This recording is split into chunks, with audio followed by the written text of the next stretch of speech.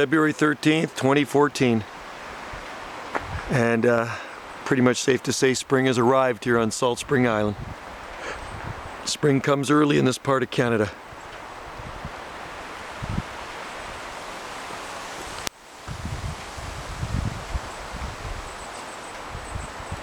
It's beautiful out here.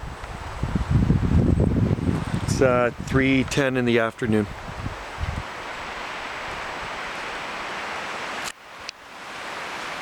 Beautiful warm breeze coming from the west today.